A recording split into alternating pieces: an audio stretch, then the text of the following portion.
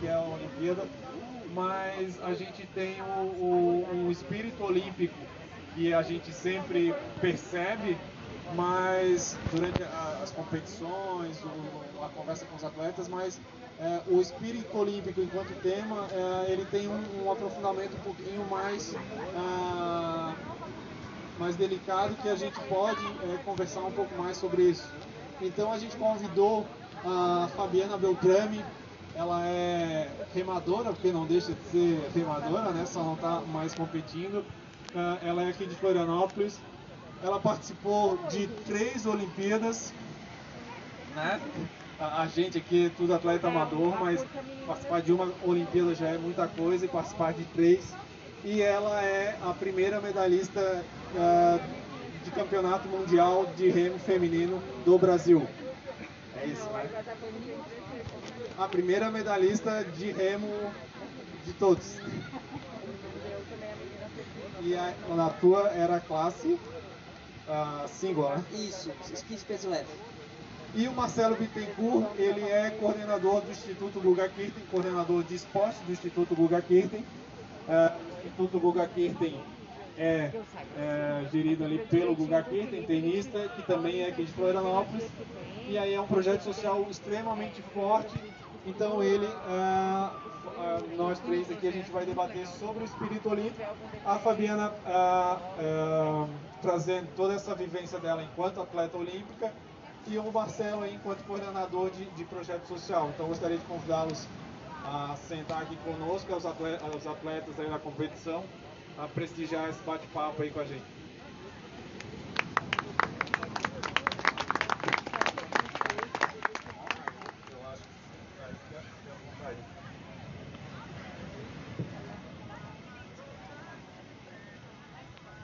Então a gente falou um pouquinho aqui rápido sobre cada um, mas aí eu gostaria que cada um pudesse falar um pouquinho mais, assim, principalmente a Fabiana, que tem várias conquistas. A gente falou só aqui da participação olímpica, mas teve várias conquistas na sua carreira de atleta. E aí passar aí como é que foi as suas passagens nos clubes e tal. E aí o Marcelo também puder contribuir, como é que foi a sua carreira profissional aí até então. Bom, boa tarde a todos, prazer estar aqui. Obrigado pelo convite, Felipe. Bom, eu comecei a remar aos 15 anos no Clube Náutico Francisco Martinelli, aqui em Floripa. E me formei até também no mesmo lugar que o Marcelo, lá no Cefid da UDESC, em Educação Física. E em 2005 fui remar pelo Vasco, e depois remei pelo Flamengo e parei de remar pelo Vasco, né? Os meus principais títulos, o Felipe já falou, né? Eu participei de 3 Olimpíadas, sendo que em 2004 eu fui a primeira remadora brasileira a participar dos Jogos Olímpicos. Foi um marco bem grande assim, na minha carreira.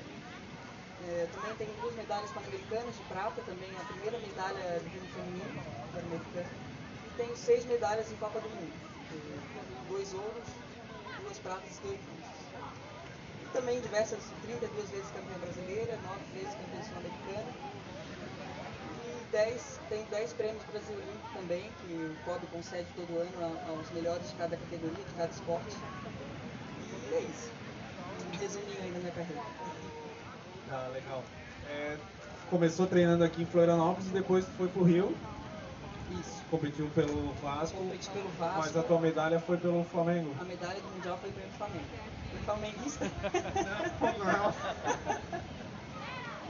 Não, é só porque o pessoal sempre comenta assim, ela foi pro Rio e treinava no Vasco.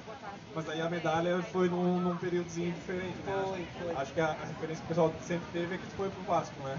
Eu fui pra remar pelo Vasco, velho. E aí, só que aí a medalha aí como os clubes do Rio são bem assim, tem problemas financeiros, né? Aí tava com o salário muito atrasado no Vasco, aí fui pro Flamengo, porque tinha acabado de ter um bebê, uma filha. E aí eu fui pro Flamengo e 2 anos depois eu fui campeão mundial pelo Flamengo. Atualmente tu mora aqui em Florianópolis. Isso, tem um estúdio. Não tenho estúdio. Eu tenho, junto com o meu ex-técnico, eu tenho um programa de treinamento de remo indoor, que é o Remo Fitness, quem quiser seguir lá. Tem um canal no YouTube com treinos e dicas de técnica. É bem bacana, assim, para quem tem acesso a uma máquina de remo indoor, é um ótimo exercício, né, de condicionamento físico. Marcelo, aí, como é que chegou a ser coordenador do Instituto Vida aqui? Então, primeiro eu queria dar uma boa tarde a todos e dizer que é um prazer estar aqui. Me reencontrando com a natação, eu fui professor de natação de 98 até 2002. Então nadei algumas provas e me reencontrar com o mar aqui, com esse clima, é muito legal. Depois me encontrar com amigos que o esporte traz, assim, a própria Fabiana, ela se formou na universidade que eu também estudei, trabalhei.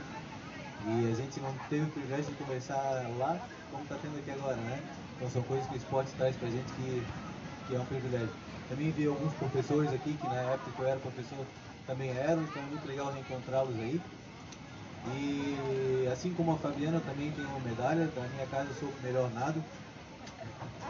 Não tem nenhuma outra medalha além dessa da minha casa, mas eu sou um grande entusiasta do esporte e eu consigo reconhecer o potencial que o esporte tem para transformar vidas, né? Ao longo desse tempo, percorri diversas carreiras, acabei no tênis de campo, né? Fui professor da Universidade Estadual da UDESC, da Univale, de outras universidades, mas me realizei profissionalmente de verdade quando comecei a entender o esporte como ferramenta de transformação social. Eu acabei no Instituto Guga aqui, que fazia um trabalho com atletas, né, de rendimento, fazendo atletas jogarem em estaduais e nacionais de tênis.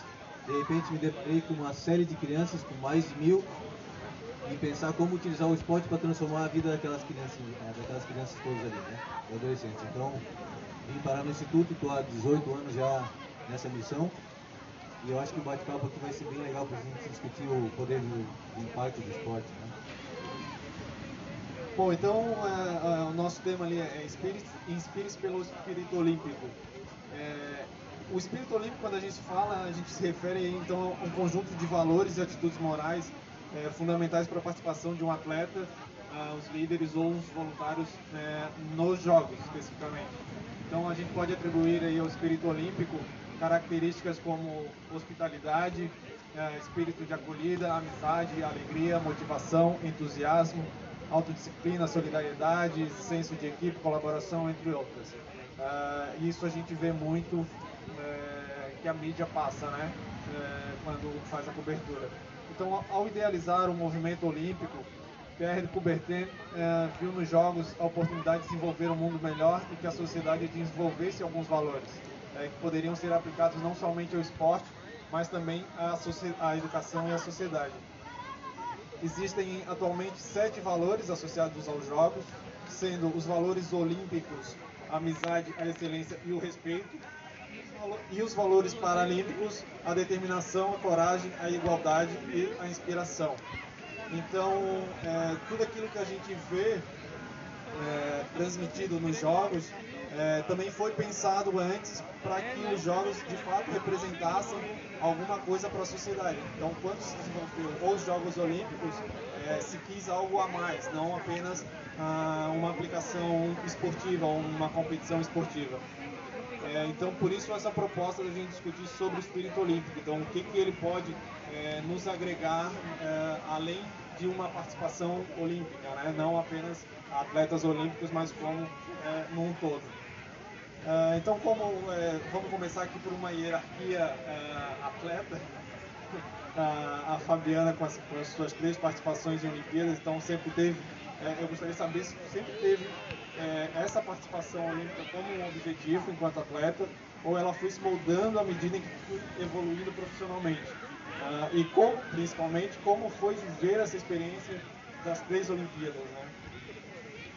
Bom, quando eu comecei a remar, eu não tinha pretensão de ser atleta. Eu gostava de praticar esportes, eu tinha praticado outros, mas de ser atleta, assim mesmo, de viver do esporte, não pretendia. Mas aí, como tu falou, o esporte foi me envolvendo, o remo é um esporte que, quando começa a remar, já vem as competições estaduais, e aí tu vai se empolgando, vai vencendo. E aí eu venci meu primeiro brasileiro, e aí no primeiro brasileiro, em 99, eu lembro até hoje, ali eu falei, não, eu quero ser atleta profissional. Profissional entre aspas, né? Possível aqui no Brasil. Mas eu queria queria treinar para ganhar medalhas para mim, queria representar meu país, que eu ainda não tinha representado. E aí sim, esse sonho foi crescendo. E aí eu vi atletas, o Anderson Mussetti, que era o remador que tem 4 Olimpíadas, participando de Olimpíada, aí sim cresceu esse sonho dentro de mim. E aí é o sonho de todo atleta, né? Claro, primeiro ganhar uma medalha olímpica, mas isso é realmente para muito poucos, então só de participar realmente é uma alegria muito grande, estar entre os melhores do mundo ali, competindo contra os teus ídolos, pessoas assim que são de carne e osso como você, mas que a gente coloca no patamar lá em cima, né? Os medalhistas olímpicos assim são. Então foi um sonho realmente realizado e é muito emocionante, assim, porque é diferente de uma competição só de remo, né? Eu competia muito, Copas do Mundo, Mundial, mas na Olimpíada tem pessoas de todas as modalidades, de todos os países, confraternizando em busca do mesmo sonho ali.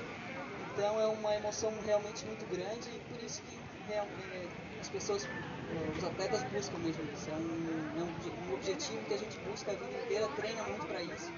E foi demais, assim, todas as 3 participações foram muito boas. Claro que a primeira sempre com mais carinho, né, por ser a primeira, mas cada uma é diferente da outra. Foi muito bom. Não sei se eu posso aproveitar e conversar um pouco também. Eu fico na dúvida se um atleta como a Fabiana, um atleta como o Guga, né? Como é que conseguiram romper, ascender a pirâmide que é do esporte, né? Porque, pensa, o esporte ele é para todos, né? A gente tem essa praça pública, a gente pode jogar futebol, pode jogar vôlei ali. Se gostar um pouco mais, de repente pode participar de um time e você começa a praticar e se dá bem. Aí joga um campeonato no bairro, joga um campeonato no estado e você pode evoluir numa pirâmide de rendimento, né? Mas eu penso na Fabiana ali, penso no Guga, e eu pergunto aí para a Fabiana, né? O caminho que ela foi traçando, você sente que você que escolheu percorrer o caminho até a ponta da pirâmide, ou você acha que o sistema do esporte brasileiro te abduziu para isso? Eu vejo que tem aí um grande esforço pessoal meu e das pessoas que estavam junto comigo, né? Dos clubes, de quando eu comecei e tudo. Eu acho que aqui no Brasil a gente tem que fazer um esforço acima do que os nossos adversários lá fora têm que fazer para conseguir. E é por isso que em muitos esportes, assim como o remo, a gente não tem grandes resultados, porque realmente a gente não é que não tem dinheiro tem, mas não é usado da forma correta, não tem estrutura, não tem organização. Então eu acho que tem que ter muita obstinação aqui no Brasil para você conseguir se destacar lá fora. Realmente é muita disciplina, muita dedicação, treinar o dobro do que os adversários treinam, porque não é fácil. Realmente a vida de atleta, e hoje quando eu olho para trás eu não sou mais atleta de alto rendimento, né? Eu fico pensando, nossa, como eu fazia tudo isso? Não tinha frio, não tinha chuva, não tinha sol, era treinar todo dia pensando naquele objetivo maior. Além da dificuldade das entidades esportivas, a gente ainda tem uma mídia e uma população que ainda não tem noção exatamente do que é uma participar, chegar a um nível de Olimpíadas. Quando a gente vê atletas que chegam em 6º, 7º ou, sei lá, 12º, dependendo da prova, e o pessoal trata como se fosse um Nemesio, pô, foi para a Olimpíada e só chegou no 6º, no 8º lugar, né? E assim, porra, cara, um 8º lugar de Olimpíada, não é? Tá entre Já foi muita coisa para até alcançar aquele 8º, né? Com certeza, está entre os melhores do mundo, né? Tu tá ali entre um grupo seleto, se tu for colocar percentualmente, imagina, né, quantos por cento da população chegou naquele momento ali. Então realmente tem que. É uma coisa admirável, assim, de todos os atletas. Claro que todo mundo almeja uma medalha, mas realmente, como eu falei, para muito poucos. Todo mundo busca. Marcelo, o objetivo para desenvolvimento do esporte num projeto social, ele pode estar mais relacionado ao resgate e à inclusão da criança na sociedade do que propriamente ao desenvolvimento de um atleta campeão, né? Os meninos e meninas que participam do Instituto Guga Kirten, eles têm noção do que é uma Olimpíada? E aí uma pergunta adicional, assim, alguns, se tem essa noção, alguns almejam estar numa Olimpíada? Então, quando se pensa em projeto social, a gente pensa em transformação, né? O que a gente pretende fazer com essa criança que está na nossa frente? Quer criar que tipo de oportunidades, né? Então, quando se pensa em projetos sociais, existem, tecnicamente, 2 formas de interferir. Uma, na literatura americana, que é o que trata essa ciência que eu estou falando agora, chama o Sport Plus e Plus Sport. Um viés, você utiliza o esporte como foco, ou seja, o rendimento, né? E, porventura, quais são as competências que a criança tende a ganhar realizando o esporte dele por ele mesmo. ou você pode utilizar o esporte como ferramenta de educação. Então são dois viés de como trabalhar a educação pelo esporte, né? O Instituto Guga Kidden escolheu trabalhar o entendimento de que o esporte ele é um veículo de educação. Então nós queremos ensinar valores, competências para a vida através do esporte. Por exemplo, eu tive uma experiência na Filadélfia, que o governo americano fez um tratado entre o Brasil e os Estados Unidos, e porventura eu fui lá para trocar experiências. O que eu vi lá na Filadélfia é que tinham 3 mil crianças participando de projetos sociais, e que o objetivo delas era jogar bem tênis. Eu lembro bem numa conversa das crianças ali, o coach falando para as crianças, né, quem aqui tem 20 mil dólares para dar, para fazer uma faculdade?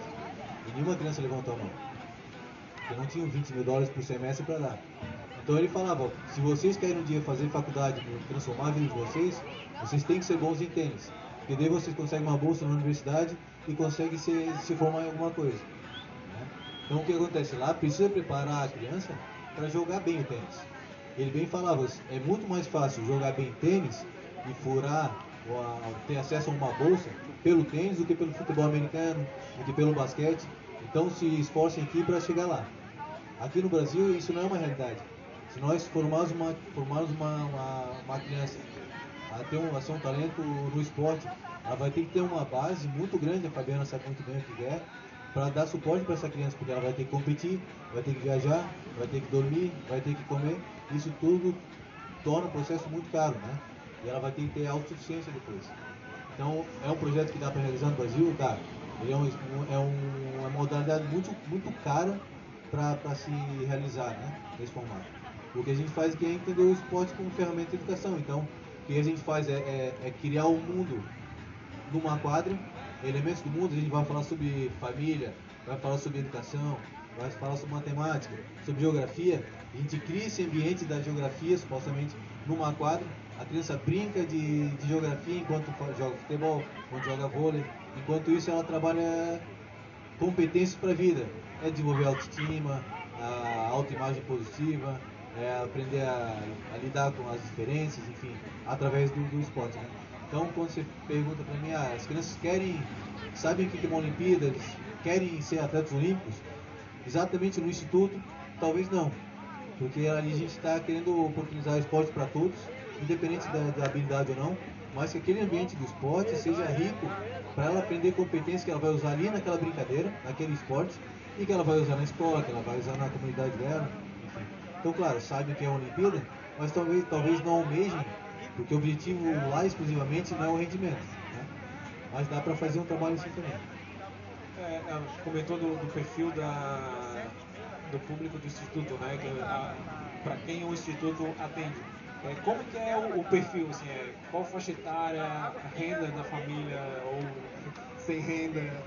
Como que é um pouquinho a característica, assim, para a gente ter uma noção real assim, de quem são as pessoas que o Instituto atende? Não é só aqui em Florianópolis, né? Atende em outras localidades. Exato. O Instituto, o que é mais conhecido do Instituto é o trabalho com crianças. Ele se chama o Campeões da Vida, né? Mas o Instituto ele tem um trabalho mais amplo, que vai além disso, que faz um trabalho exclusivo com pessoas com deficiência em algumas organizações. Então a gente tem realmente ação no estado inteiro, mas com crianças, que é isso que dá mais visibilidade, porque o Guga é um atleta de tênis, então o esporte chama mais atenção. A gente já trabalhou com 13 mil crianças, né? Atualmente a gente está com 420, e são crianças com perfil de vulnerabilidade social, econômica, educacional, ou todas as vulnerabilidades juntas, crianças de 7 a 15 anos de idade. Fabiana, quando a gente pensa assim, em espírito olímpico, assim, a gente sempre vê algumas manchetes, algumas matérias de a pessoa que parou para ajudar o outro, alguma coisa nesse sentido, assim. Tu vivenciou algum acontecimento de superação ou de fair play durante as Olimpíadas que tu tenha participado? Ou aconteceu algum contigo?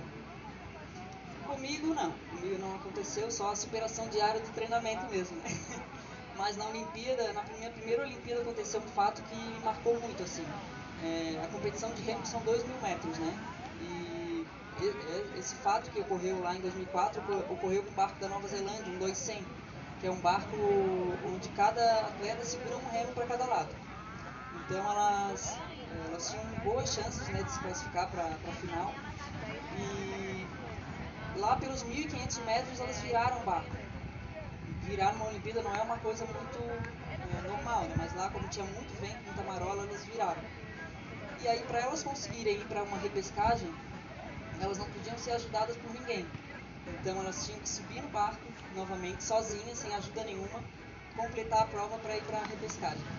E foi isso que aconteceu. Elas conseguiram subir no barco, completaram a prova aí com mais de 10 minutos e foram para a repescagem e conseguiram passar para a final. Foram finalistas olímpicas, não ganharam medalha, mas foram finalistas olímpicas. Então essa é uma história de muita superação, eu acho, né?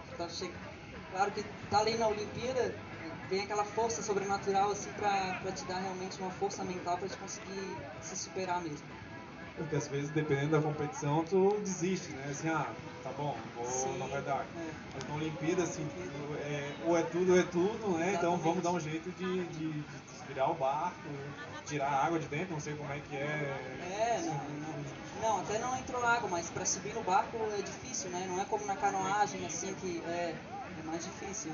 E o 200 é um barco difícil também. Então foi uma inspiração grande das atletas, foi bem bacana. Eu lembro de uma história do Fernando Meligeni, que eles acabaram um treinamento longo, assim, de 4 horas de treino, e quando acabou o treinador, para todo mundo ser liberado, a gente vai fazer uma sequência de 30 saques aqui. Quem conseguir finalizar os 30 saques sem botar nenhuma bola fora ou na rede, tá liberado. Aí dos 10 atletas lá, começaram a sacar. Aí um foi saindo, depois de 15 minutos o outro saiu, e cada vez que errasse o saque, voltava do zero, né? Começava tudo de novo. Aí foi saindo um, saindo dois, saindo três, deu meia hora, deu 1 hora, deu 2 horas, e o Fernando Meligeni continuava ali tentando, de repente errava. Tentava, daqui a pouco errava. E aí no final ele foi o último. E deu quase 3 horas lá e ele continuou sacando. Daí o treinador falou, vai desistir? Disse, mas nem a pau, não vou desistir, nem a pau, vou fazer esses 30 aqui, né? Deu 3 horas e meia, quase 4 horas de treino, conseguiu encaixar os 30 sem errar nenhum. E aí passou um tempo, ele voltou a falar com o treinador dele, e ele relembraram dessa história, pô, lembra aquele dia, fui o último e tal. Daí o treinador, depois então, lembra daqueles 10, quem terminou primeiro, segundo, terceiro, quarto, que foi o último? O único que vingou de verdade foi você, porque não desistiu, né? Todos os outros já acabaram a carreira no tênis, mas ele ficou e virou quem virou, um dos maiores atletas de tênis do Brasil. Ô Marcelo, acredita que esses valores olímpicos estejam presentes no dia a dia das suas atividades e na programação de formação do Instituto Guga Kirten? Como são passados os valores para os participantes do Instituto e o quanto você percebe que é importante para o desenvolvimento dos atletas, deles como atletas e principalmente como seres humanos?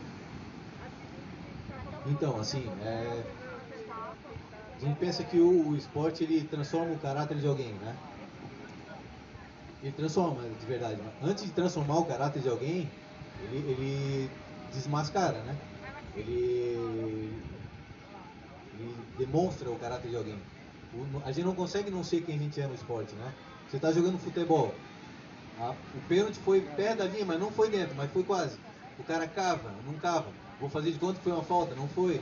Durante um jogo de tênis, a bola do adversário foi boa, foi fora. Eu dou bola fora, eu dou bola boa. Cada esporte tem o seu compromisso ético ali, né? Na natação, eu puxo o pé do cara ali, eu não puxo. O que eu posso fazer para me dar bem ou não me dar bem? Quer dizer, naquela hora que tá valendo, o cara falou valendo, tu não consegue esconder. Se tu é um cara de bom ou mau caráter, tu vai fazer sacanagem se tu tem mau caráter. Se tu é bom caráter, tu não faz, né? Então o esporte ele faz aparecer, ele desmascara o cidadão. É claro que durante a prática, quando a gente tem educadores, tem pessoas que têm um olhar crítico sobre aquela prática, ele consegue moldar o caráter do cara e dizer, cara, não faz isso, na próxima isso não é legal, e o cara acaba percebendo que aquilo não é uma atitude interessante e vai entendendo que para ele ser uma pessoa boa, ele tem que mudar o caráter dele. Então o esporte transforma. Mas na hora do vamos ver, desmascara quem você é. Se você está triste, aparece. Se você está feliz, aparece. As emoções sempre aparecem, né? Então assim, esse é o poder transformador do esporte, sabe? Um professor, um educador ter esse ambiente, uma criança participando dele, rindo e chorando. O esporte, imagina, é o sal e o açúcar, é o riso e o choro, é o sim e o não, né? Se a gente tem um educador na frente daquela ação da criança, o cara pode interferir na hora que acontece. O cara quis cavar um pênalti que não foi, como professor, eu posso chegar naquela criança e falar, cara, olha só, você tem a oportunidade de falar a verdade ou não falar a verdade. Aí você toca no âmago do cidadão, ele está com a emoção à flor da pele. Então você consegue transformar o cara, você tem intencionalidade, né, de transformar a vida do moleque. Então, esse é o potencial do esporte. Você trabalhar a verdade na hora que ela acontece, né? Então esse momento é o momento que você consegue ensinar o que você quiser. Você quer ensinar a lidar com as diferenças? Então vamos criar uma brincadeira aqui que eu vou correr com quem corre menos que eu. Tem que ser de mão dada para valer o gol, senão o gol não vale. Aí eu que corro rápido, tenho que correr com alguém que não está correndo tão rápido. Mas a mesma prova vai ter uma operação matemática lá. E ela que é boa em matemática, e eu não sou, vai resolver para mim. Só que eu corria mais rápido. Então eu posso criar situações dentro de uma quadra que exercitam essas competências para a vida. A mesma competência que ela vive na quadra, ela vai usar em casa, vai usar na família, né? Basta que a gente tenha uma pessoa crítica do lado, vendo a coisa acontecer e fazendo a criança perceber o fenômeno que ela acabou de vivenciar na quadra. Esse é o poder do esporte, né? Ninguém consegue não ser quem é dentro de uma quadra, né, cara? Dentro de uma piscina ou num momento como esse que a gente está aqui, né? De fazer uma prova em mar aberto com outros adversários e mostrando quem ela é de verdade, né? E eu acho que com crianças é mais fácil ainda de moldar, né? Que é o momento que a criança está construindo a sua personalidade, a sua cidadania. Então, quanto mais cedo, melhor, realmente. A idade mais tenra, ela ainda não tem as referências, né? Então, hoje na nossa idade, todos aqui que estão aqui, imagina, vocês têm algumas referências. Quem são suas referências? Tua referência pode ser teu primo, o meu pode ser a Fabiana, a da Fabiana pode ser, o amigo que está ali sentado, que é conhecido dela. Então a gente tem referências para se basear, eu quero ser que nem ele, quero ser que nem aquele cara ali, porque eu vim fazendo algo que eu quero ser igual, sabe? Então o adulto tem já referências mais formadas, a criança ainda não, por muitas vezes. Ela está tendo a oportunidade quando encontra um professor, quando encontra um coleguinha, quando encontra o pai ou a mãe, de ter nessa pessoa referência. Então ter pessoas assim qualificadas no entorno da criança é assim, algo fundamental, né? Hoje a gente está na maioria de adultos aqui, né? Cada um de nós aqui é um educador para alguma criança. Em algum momento, cara, a gente falou alguma coisa ou fez alguma coisa que a criança vai te copiar. E quem tem filho aqui vai dizer, eu não sei de onde essa criança tirou essa palavra. Foi de um momento que você falou uma bobagem lá e ela capta justamente aquela bobagemzinha, né? Falou palavrão, como é que ela lembrou que palavrão captou bem naquela hora? Só percebeu essa palavra. Cara, toda hora a gente está sendo observado por alguém, por uma criança especialmente. Ela é como uma esponjinha, ela absorveu aquilo. Então nós somos referência para uma criança a todo momento, cara. Né? Então realmente essa faixa etária é muito importante, né, Fabiana? E claro, depois de adulto, né, aí a gente tem mais discernimento para dizer sim ou não para aquelas referências que a gente quer ter para si ou não, né? Fabiana, nesse gancho de formação moral, assim, como tu percebe a formação moral dos atletas no Brasil? Tu acha que vai muito de cada técnico, dependendo do técnico, ele trabalhar muito essa questão moral, ou há um projeto macro de clubes e federações para apoio nessa formação? E quando tu chega no nível olímpico, existe um acompanhamento diferente das instituições, do COB participando mais ativamente do processo dos atletas? Como que é isso na questão institucionalizada, né? Olha, no início, quando o atleta está começando, é totalmente o técnico. Assim, a instituição é o técnico, na verdade. O técnico passa a ser o melhor amigo para o psicólogo, o pai, porque tu passa muito tempo, né, com ele. Então, os valores daquele técnico, a moral, acabam passando para a criança, para o adolescente. Então, imagina, se o técnico não for uma pessoa idônea, vamos dizer assim, vai passar aqueles valores. O que aconteceu algumas vezes em técnicos falando para trapacear, para queimar largada, coisas assim, que devia ser totalmente ao contrário. Ele devia estar ensinando as coisas certas, né, para as crianças, para o adolescente.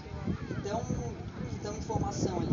E é uma coisa que pode se refletir lá na frente. O atleta não vai se dopar, por exemplo, para conseguir, como já aconteceu em alguns casos no Remo também, para trapacear, porque não consegue por meios legais, só treinando. Então, no início, realmente o técnico é a figura maior, assim. E aí, à medida que a gente vai passando as etapas, vai tendo a Confederação Brasileira, né, de cada esporte, falando mais especificamente da Confederação Brasileira de Remo, ela não tem tanta essa preocupação, né, também. Ela deixa mais para os clubes mesmo para ter essa formação. E quando chega no âmbito do COB, eles estão começando a ter essa preocupação já, mas como são muitas modalidades e muitos atletas, eles não conseguem ter esse controle, né, total. Então, eu acho que tem que ter essa preocupação justamente na iniciação, que é ali que tudo começa, né? Vai se desenrolar dali, se a criança tiver uma boa iniciação, passar bons valores, ela no futuro ela vai ser um bom atleta, independente de resultado, né? Legal, Fabiana. Eu lembro de uma história também que, como eu estou no Instituto Guga há 18 anos, chegou um momento que eu quis fazer um mestrado, né? E aí eu quis aproveitar que eu estava do lado de um cara que foi número 1 do mundo, né? E fazer alguma pesquisa pensando nele, assim, o que eu podia pegar dele, né? E na época eu estava vinculado ao laboratório de biomecânica. Então, quem já assistiu o Guga jogar aqui na época dele, lembra que tinha uma esquerda paralela, assim, que era sensacional, né? Incrível. E eu pensei, pô, estou no laboratório de biomecânica, eu vou pensar em trazer o Guga para o laboratório, estudar toda a questão biomecânica desse golpe dele, os torques, as angulações, as acelerações, os ângulos, tudo, né? Vou dissecar o que é essa esquerda dele, para que qualquer atleta que queira ter uma esquerda igual saiba de onde tirar as referências. E aí, beleza, eu juntei ele um dia na sala dele, e eu fiz um roteiro de pergunta para chegar nisso. Pô, a primeira pergunta era assim: o que te fazia diferente de todo mundo quando era número 1 do mundo? Porque quando tem o número 1, tem o número 2, 3, 4, 5, 6, 1 milhão embaixo do cara, mas o cara é número 1. O que ele tem de diferente para ser número 1, né? E aí eu pensei que ele ia falar, cara, a minha esquerda era sensacional, ou meu saque era sensacional. E ele não falou isso. Ele falou assim, cara, era a minha capacidade de fazer a coisa certa na hora certa.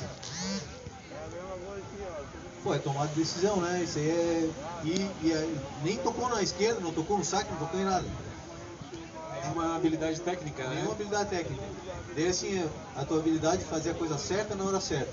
E ao que tu dirige essa tua competência de fazer a coisa certa na hora certa. Tua inteligência, tua sagacidade. Ele falou, não, foram os meus professores. Porque eu tive excelentes treinadores, eu consegui ter a capacidade de fazer a coisa certa na hora certa. Então, quer dizer, ele atribuiu ao professor, ao técnico, as habilidades para ele ser o número 1 do mundo. E é coincidência, ou não, né, que a fala da Fabiana foi também isso, né? Então, pô, a fala do Felipe é, a estrutura do esporte nacional te deu um suporte para tu ser atleta que tu foi? Não, foi meu técnico. Então é a mesma resposta que o Guga deu, né? Para ver só a questão da referência, né, cara? Se tem algum treinador aqui agora, vocês são essas pessoas que vão tornar alguém número 1 do mundo, entendeu? Com base no que tu fala, no jeito que tu carrega esse atleta no colo, da forma com que tu orientas esses teus atletas, né? Tu faz um atleta como a Fabiana, faz um atleta como o Guga, né? Então tu vê só que o esporte é feito por pessoas, né? São pessoas, cara. As instituições, o sistema, a estrutura, ainda mais no Brasil, acredita-se que não está qualificada para formar atletas ainda. Parece que para se ter um atleta número 1 do mundo, tem que ser um aborto da natureza, tem que ser um conjunto de variáveis do céu alinhando com a lua, que aí pega uma atleta como a Fabiana que ela quer fazer, ela vai por conta própria, ela migra, ela vai morar em outra cidade, ela deixa a família, ela um monte de coisa para ser a atleta que ela foi. Mas tem que ter um alinhamento de situações para que num país do tamanho do Brasil, que é um continente, tenha uma campeã. Mas o sistema não forma uma campeã. Tem que vir de dentro dela essa força de ser campeã, né? Através do professor, através do esforço dela, né? É uma pena realmente que o Brasil ainda está engatinhando nisso. A gente ainda está num trabalho de estruturar o esporte do Brasil, né? Através do Sistema Esportivo Nacional, que aí já foi desenhado por uma série de circunstâncias, já está lá no plenário, já está pronto para ser aprovado pelo governo. Claro que o esporte nunca é uma pauta prioritária, né? Mas já está lá para aprovação. E em seguida disso o Plano Nacional do Desporto também vai entrar, que é justamente para isso, né? Para que o Brasil entenda como é que a gente entende o esporte no Brasil. O que a gente pretende no esporte no Brasil? Pretende isso, joia. Então vamos fazer um plano nacional do esporte. O que é o plano? Em 10 anos, como é que o Brasil vai estar? O que precisa ter? Quem é responsável pelo quê? O que o clube faz? O que a confederação faz? O que o Felipe faz enquanto proprietário de uma organização como essa que ele preside? Né? Qual é a responsabilidade de cada ente? A partir de que todo mundo souber estruturalmente o papel de cada um, aí o Brasil vai ter uma estrutura para formar campeões.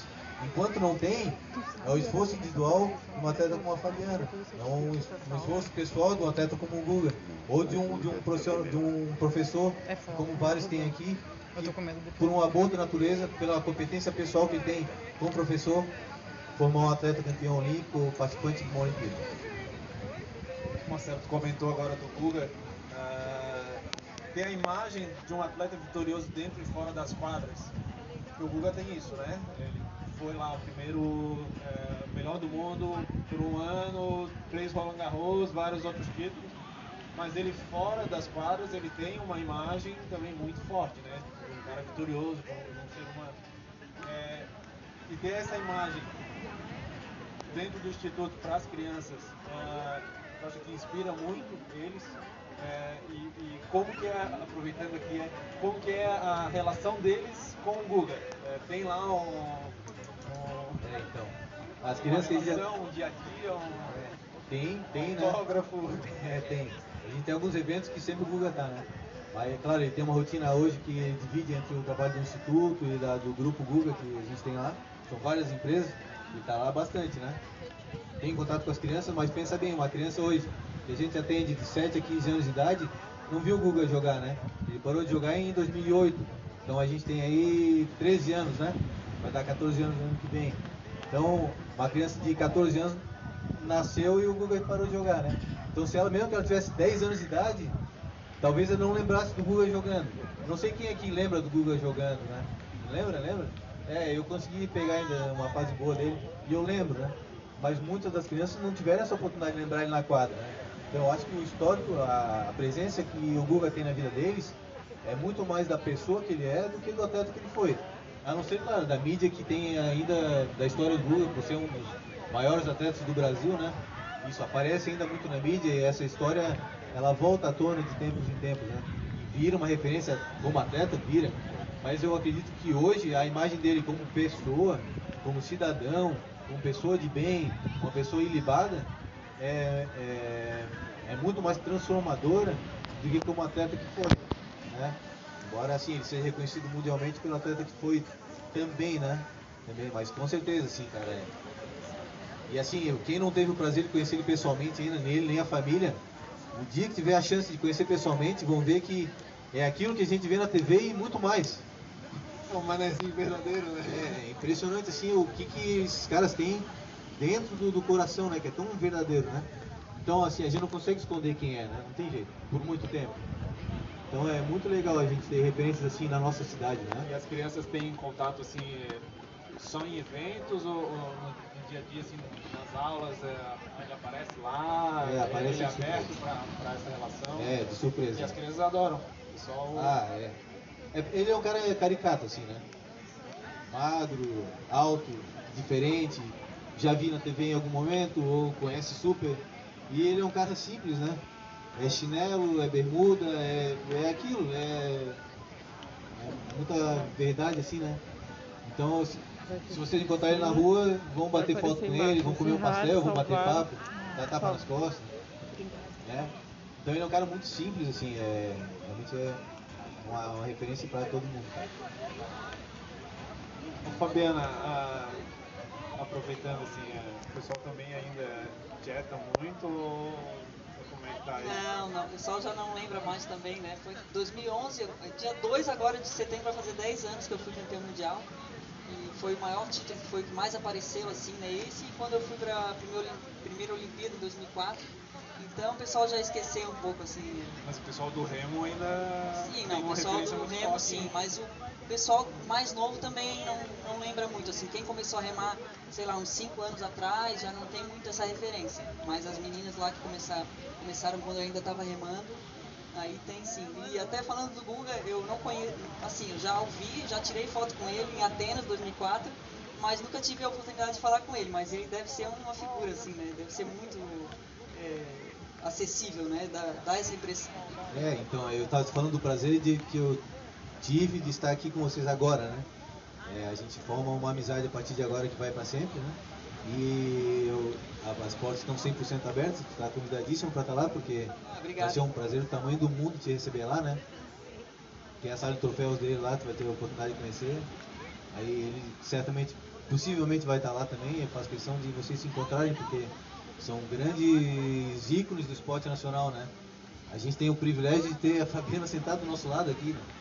Então, assim, a nossa cidade tem que ser realmente agradecida a pessoas como a ti, a pessoas como o Guga, né? E a gente realmente se valorizar e criar disso uma força, né? O Instituto, quando ele foi criado, imagina, a família ajudava as pessoas. Mas o que o Guga entendeu junto com a família? Que ele podia fazer uma coisa, mas a partir do momento que ele tem uma visibilidade, ele pode usar isso para que outras empresas ajudem outros, né? Então aí já juntou o Grendene, juntou na época Banco Brasil, Itaú, um monte de organizações que viram na Fabiana, viram no Guga, o potencial de fazer o bem junto com alguém. Então a gente potencializa, né? Então eu vejo que Fabiana e Guga só aumenta, né? A gente tem que juntar essas forças daqui para fazer bem para o esporte nacional, para fazer bem para as pessoas, né? Para chegar lá na ponta, esses que são, como bem o Felipe falou, e são pessoas que não podem não se conhecer, né? Mais do que em uma fotografia. Ainda mais em Florianópolis, né? Na mesma cidade, Vai ser um prazer. Vai ser legal ter sido lá. Fabiana, a preparação e a disputa em si da Olimpíada é diferente de um campeonato mundial, de um pan-americano que já medalhou também. A representatividade mundial assim, da competição, ela pesa diferente? Ela pesa, com certeza ela pesa. A Olimpíada é diferente, né? Mas o treinamento não. O treinamento a gente treina com o afinco como se um campeonato brasileiro, para um campeonato estadual. Claro, e a Olimpíada tem aquele peso do nome, né? Olimpíada. Mas o treinamento é duro para todas as competições, não tem jeito. Eu treinava de 2 a 3 vezes por dia, dava de 6 a 8 horas, assim. E remo é um esporte duro, assim, né? A gente, não sei se alguém já teve a oportunidade de ver uma prova de 2.000 metros, a gente chega no final, assim, completamente destruído, assim, né? E aí quando ganha é aquela alegria, quando não ganha, mesmo já joga a pá de carro em cima. Mas então o treinamento tem que ser duro também para conseguir aguentar. São treinamento assim completo na água, musculação, então é duro para todas as competições. Porque no ciclo olímpico tu acaba treinando direto para esse ciclo olímpico, né? E as outras competições, pan-americano, mundial, é no meio desse ciclo, né? Então você está sempre tem uns microciclos, né, que a gente tá faz. No nível sempre alto. Sim. Tanto é que a gente vê, e aí se não for feito bem esses microciclos e ciclos, acontece o que aconteceu com vários atletas. Tem atletas que ganharam vários mundiais e não conseguiram uma medalha olímpica. Então tem que ter uma certa inteligência aí de também saber dosar, né, as competições e tudo. E às vezes o próprio peso dos Jogos Olímpicos também pesa no mental do atleta, né? Às vezes ele não está psicologicamente preparado e aí ele sente esse peso nas costas e acaba não conseguindo fazer o seu melhor. Marcelo, o Instituto acaba de completar 21 anos, né? Recente agora, 2 semanas, mais ou menos. E aí tem muitas histórias de superação. Teria alguma especial que você destacaria ali entre os valores olímpicos e também do projeto tenham gerado uma grande transformação social e esportiva na criança e na família deles? Então são 13 mil crianças que já passaram por lá, né? São 13 mil histórias, assim. É difícil qualificar a maior e tal, mas tem alguns que marcam a gente, mas outra marca, né? E eu lembro bem de uma história, assim, cara, que era um menino que ele vivia numa casa lá, né? E as casas lá são espaços onde as crianças ficam quando são destituídas do poder familiar, né? Aconteceu alguma coisa em casa muito severa, um abuso sexual, violência doméstica, algo que a criança é obrigada a ser retirada pelo poder público e colocada nessa casa lá, ela para nesse espaço. Enfim, nós atendimos uma criança da casa lá, e entre várias outras, mas esse caso é de uma criança de uma casa lá. E esse menino exclusivo, ele era um menino que causava uma série de situações de problema assim, para a equipe de educadores.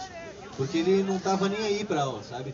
O menino ia lá, o professor falava, é como se nem tivesse falado. Vem pra cá, o moleque não ia. De repente fugia. Aí tinha que um educador correr atrás dessa criança. E não pode deixar a criança sair do clube, porque tem risco de atropelamento, risco. E essa criança era sempre assim, do primeiro ao último dia. Mas como educadores que somos lá, a gente pensava em soluções, sabe? Quando alguém está passando por uma situação de problema, às vezes é muito difícil achar a solução, né? Todos nós temos problema. E quando a gente está nele, parece que, como se ele fosse uma formiga, a gente está dentro de um copo gigante, assim, não consegue ver a solução, né? Tem um copo aqui, ali está a gente dentro do problema. E o copo é gigantesco, não consigo ver além. Mas quem está fora, potencialmente pode ver o que está acontecendo naquele ambiente, né? Pô, tá tendo esse problema porque está acontecendo isso, está acontecendo aquilo. E a criança muitas vezes não tem a oportunidade de enxergar o entorno, né? E como educador a gente entende que sempre tem uma solução, cara. Todo problema tem uma solução. A gente só entende que a gente não achou ainda o problema. Mas esse menino ficava, a gente fazia reunião e o que pode acontecer? Por que será que ele é assim? Por que é assado? E a gente começou a perceber que esse menino, sempre que ele fugia, ele tendia a ir lá para trás. Era um projeto que a gente tem na Astel. E na Astel tem um rio que passa lá atrás e que tem jacaré. Então esse menino ele fugia, quando a gente perdia ele, encontrava ele lá olhando jacaré. E aí quando a gente foi visitar a casa lá para saber como é que era a rotina dele lá, a gente viu que no quarto que ele dormia tinha vidrinhos com aranha, com formiga, com inseto, com o cachorrinho. Ele ia sempre. Então assim, os bichos eram. Ele tinha o carinho do bichinho. Ele tinha sido expulso de todas as escolas que ele participava. Então assim, ele pegava ônibus, saía lá na outra ponta. Ele sempre andava renhentinho, sempre mal lavado. Então o que acontece? A gente começou a perceber que as pessoas negavam essa criança. Chegava na sala de aula, ele não estava nem professor, o professor expulsava da sala de aula. Vai para a diretoria. Chegava na diretoria, pô, tu não presta mesmo, manda para casa. O menino chegava em casa, pô, foi expulso de novo, senta em cima do guri. Quer dizer, ninguém gostava do moleque. Então assim, as referências de pessoas pro menino, ninguém. Ele já tinha saído do próprio lar. Sofria com abuso, uma série de coisas. Quer dizer, meu pai não presta, minha mãe não presta, meu tio não presta, professora briga, o outro professor também briga. Eu não confio em ninguém a não ser nos bichos, né? Então ele tinha borboletinha, tinha isso, tinha aquilo. Então o que a gente pensou? Beleza, então ele tem conforto, ele se sente confortável quando ele está com animais. Então a gente pensou em comprar uma série de livros de animais. A gente foi na biblioteca lá, na livraria, e comprou uns livros assim, que a gente abria ele, vinha um animal assim em 3D, sabe? Abria, vinha um dinossauro. Abria outra página, era um cachorro. E a professora da pedagogia começou a trabalhar contos, histórias que envolviam animais. E o animalzinho tal, animalzinho tal. E essa professora, a gente pensou, ó, vamos deixar ela para ser a pessoa referência, para ela ser uma pessoa que ela tenha um carinho, porque ela conta histórias de bichinho. E todo dia essa professora contava histórias de bichinho para ele. Até que essa professora virou uma referência para ele. E ele passou a acreditar nela. Então sempre que ela falava, ela era ouvida. Os outros não eram ouvidos, ela era ouvida. Então através dessa professora a gente conseguiu trazer esse menino de volta a entender que existem pessoas boas na vida dele. Existirão pessoas boas e existirão pessoas más, né? E ela vai ter que identificar isso. E ela tem que confiar na boa e tentar se manter longe das más. Esse menino começou a entender isso ao longo de alguns anos, cara, e mudou completamente o comportamento dele, foi adotado, né, e hoje vive numa família, pô, sensacional. Então esse menino reabilitou a vida dele por causa do bichinho, né? Então vê só assim, então o esporte é o esporte, mas a gente teve que fazer uma volta muito grande para fazer ele estar confortável numa quadra, confiar no que o professor fala, no que o treinador dele fala. Então ele conseguiu ver que pessoas podem ser referências para ele, né? Então, essa é uma história que me marcou muito, né? O que normalmente seria, expulsa esse moleque, não dá para trabalhar com ele, vai para outro lugar que aqui não dá. Dá, né? Então acho que fazendo trabalho com muita consciência a gente transformou a vida, assim. Basta ter a disposição de querer ajudar, né? Dizer assim, tá me incomodando na sala, vou tirar da sala, é muito fácil, né? mas sentar, tá bom, está com problema, então vamos tentar ajudar. Esse que é o Tem mais solução, difícil, né? tem solução, só não achei ainda. Bom, Fabiana, encerrando aqui então, né, com esse vento gelado. Queria que você deixasse uma mensagem final aí, principalmente por ser atleta, olímpico e tudo mais. E aí também já agradecer de novo a tua vinda aqui, a disponibilidade de. Eu vi que depois de ter te convidado, eu vi que um monte de gente te convida para um monte de lives e tudo mais. Então gostaria de novo de te agradecer e aí pudesse passar uma mensagem para o pessoal, para os atletas. Eu que agradeço a oportunidade de estar aqui. Bom, e conhecendo o Marcelo também, que né, a gente se cruzou várias vezes, de repente nunca conversou, né? Teve a oportunidade de conversar aqui. E assim, o esporte, eu sempre falo que eu devo tudo ao esporte. Tudo que eu sou hoje, minha família, né, meu marido, meus filhos, meu marido era remador também. Então, moldou o meu caráter, né, porque eu tive bons técnicos lá no início. Então, o esporte realmente tem apesar de ser deixado na maioria das vezes aqui no Brasil em segundo plano, os nossos governantes não conhecem a força que o esporte tem, né, se ele fosse realmente implantado da maneira correta.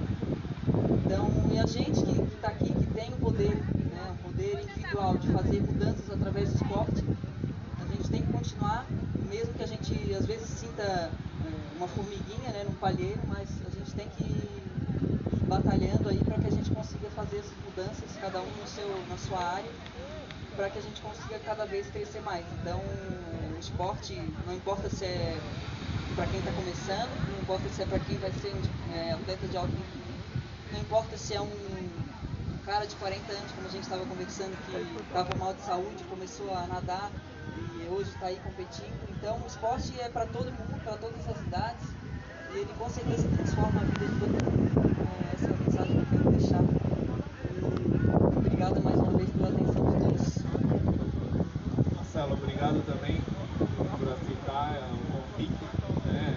Dizer aí que o assédio do pessoal em relação ao Instituto e ao Guga também, então todos estamos aí de vir também conversar conosco sobre esse tema. E aí também uma mensagem tua aí para os atletas, o pessoal que acompanham o Guga, acompanham o projeto social, está envolvido no projeto social também. Cara, obrigado pelo convite, de verdade, assim, é um privilégio realmente estar perto de vocês, assim, do Felipe, da Fabiana. Eu lembrei na última capacitação, algum mês atrás aí, o Guga esteve lá com os nossos professores, enquanto a gente estava trabalhando a capacitação, e ele falou uma história que eu nunca tinha ouvido dele, que ele estava jogando contra o Café Unicórnio, alguma coisa assim, e aí, em um certo momento, ele não estava jogando bem, ele foi pro intervalo, daí o Larry falou alguma coisa pra ele, cara, vai pra cima, joga o teu tênis, cara. Daí ele falou, cara, tô com medo. O Guga falou, tô com medo. Esse tá com medo do quê? O cara tá do outro lado da quadra. Ele vai fazer o que pra ti? Vai te bater? Faz o teu melhor, o medo que tu sente, ele também tem medo. Eu disse, cara, é verdade. E o Guga falou disso, sabe aquela hora que tu tá jogando aquele ponto que dá medo de errar? Olha só que legal, o Guga tinha medo de errar um saque, tinha medo de jogar um... Eu também tenho medo, eu também jogo tênis, né? Vou jogar com o cara lá assim, pô, eu tô com medo de errar essa bola, porque se eu erro, o mesmo medo que eu sinto é o medo que o Guga sentia, sabe? Jogando contra o Café Unicórnio, contra o Agassi, contra o Federer. Sabe, o medo que o Guga sente é o mesmo medo que a Fabiana sente, que eu sinto, que o Felipe sente, que todo mundo sente. E vai entrar na água aqui competir amanhã, de repente, aí, vai dar aquele friozinho na barriga. É o mesmo medo que a Fabiana sente quando entrou na Olimpíada. O medo é o mesmo. Tá num lugar diferente, o medo é o mesmo. Então, assim, ela é uma referência, todos nós somos também, cara. Então, o Alfredo, o Marcelo, o José, todos nós aqui somos grandes também, cara. Nós somos Guga também, nós somos Fabiana. Então é muito legal estar perto dela, estar perto do cara como o Guga ali, porque a gente vê que eles são gente como a gente, e assim como eles são referências pra gente, a gente também vai ser referência para outros. Né? Então, cara, se puderes, né, deixar uma mensagem, vendo grandes pessoas que cara, a gente nem é grande sabendo quem passa. Sendo a mãe, sendo o irmão, sendo o pai, sendo o filho, nós somos grandes, cara. Tudo que sente, a gente também sente. Não tem diferença nenhuma. Então, aproveitem esses grandes ídolos que a gente tem aqui na nossa terra. E obrigado pelo convite. Aproveitem o campeonato aqui. sensacional, me deu até vontade de voltar a nadar, quem sabe eu volto a fazer umas provas amanhã. Bom, obrigado de novo. Eu gostaria aqui de entregar uma lembrança, né, já que vocês tiveram a disponibilidade de vir no circuito. Obrigado. Marcelo também, obrigado. Junta aí.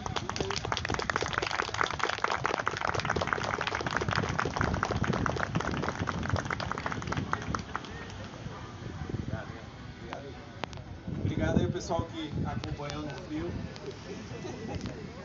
Obrigado de novo. Obrigado. Encerrar.